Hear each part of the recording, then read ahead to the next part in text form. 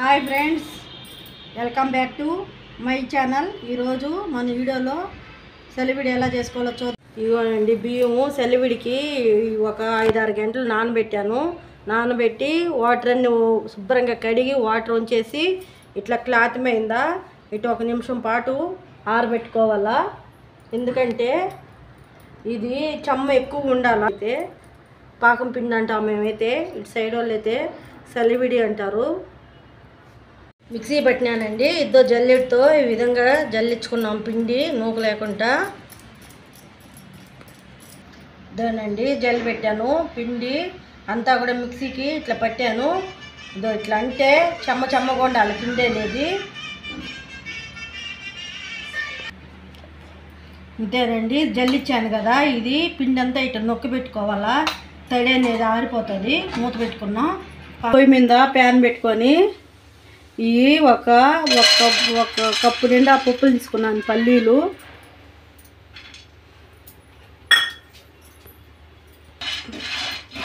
ఇట్లా ఫ్రై చేసుకున్నాం.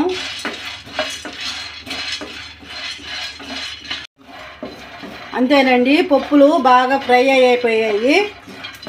అండి ఈ కప్పుతో బియ్యం తీసుకున్నాను నేను. ఈ కప్పుతోనే 2 కప్పులు బియ్యం తీసుకున్నాను. బియ్యానికి 1.5 కప్పు బెల్లం అండి. 1 కప్పు నిండా వాటర్ పోసాను.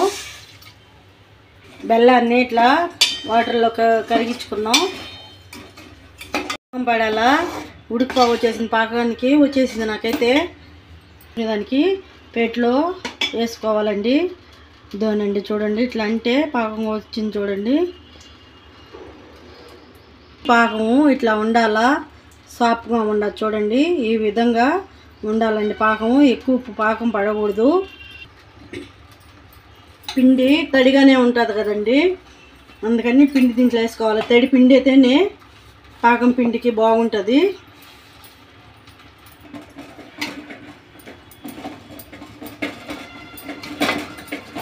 ఇదండి వీట గెరిటైనా కలుపుకోవచ్చు, లేకపోతే ఇట్లా ముద్దకాంతో కూడా కలుపుకోవచ్చండి. అప్పుడు మా నాన్నమ్మ వాళ్ళు సంగటి చేసేది టెడ్ ఉండేదండి, దాన్ని వేసి బాగా కలిపెట్టేవాళ్ళండి. కొంచెం వేసుకుంటూ కలుపుకోవాలండి. ఎందుకంటే అంత పిండి ఒకేసారి పోసుకోకూడదు, పడినంత పిండే వేసుకోవాలి కదా. ఒకవేళ ఎక్కువ వచ్చిన పిండి సపరేట్గా పెట్టుకుంటూ ఉంటుందండి. దేనికో దానికి ఉపయోగించుకోవచ్చు. గ్యాస్ బంద్ చేసుకొని కింద అయినా పెట్టుకొని బాగా కలుపుకోవచ్చండి. గ్యాస్ మీదే పెట్టాల్సిన అవసరం లేదు. పిండి పోసిన తర్వాత ఈ విధంగా పిండి అంతా వచ్చేలాగా కలుపుకోవాలా. జీడిపప్పులు వేస్తారండి, నేనైతే పల్లీలు వేస్తున్నాను. మా నాన్నమ్మ అయితే ఇట్లనే వేసేది పల్లీలు.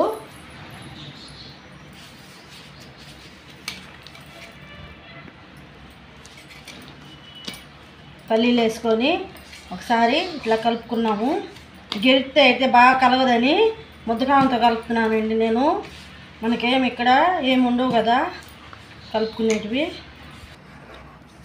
అంతేనండి, రెడీ అయిపోయింది. మా నాన్నమ్మ పల్లీలే వేసేదండి, అందుకని నేను పల్లీలే వేసాను.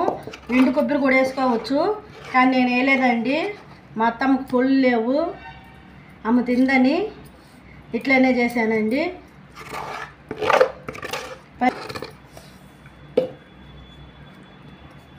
అంతేనండి, రెడీ అయిపోయింది. నేను బెల్లం ఉడికేటప్పుడే 2 టేబుల్ స్పూన్లు యాలకుల పొడి వేసానండి. పల్లీలు అంతేను. దీనికి కొబ్బరి వేసుకుంటే వేసుకోవచ్చు, అది మీ ఇష్టం అండి. నేనైతే ఇవ్వలేదు. ఒకసారి టేస్ట్ చేద్దాము ఎట్లా ఉందో. సూపర్గా ఉందండి ఇదే కొలతలతో మీరు చేసి చూడండి, మీకు ఎలా కుదిరిందో మాకు ఒకసారి కామెంట్ పెట్టండి, లైక్ చేయండి. ఈ వీడియో కానీ మీకు నచ్చినట్లయితే ప్లీజ్ అండి సబ్స్క్రైబ్ అవ్వండి. ఇది మా నాన్నమ్మ ఇట్లాగే చేసేది కాబట్టి నేను చేసినాను. పిల్లలకి పుట్టి అత్తమ్మ వాళ్ళ ఊరికి వెళ్ళేటప్పుడు ఇట్లా చేస్తారు. మళ్ళీ వచ్చి శ్రీమంతానికి చేస్తారు. మా సైడ్ అయితే 2 సార్లు చేస్తారండి. ఇది ఇప్పుడంటే కొత్త పంట వచ్చింది కాబట్టి సమ్మర్లో చాలామంది ఈ విధంగా చేసుకుంటారు. అందుకని నేను కూడా చేశానండి.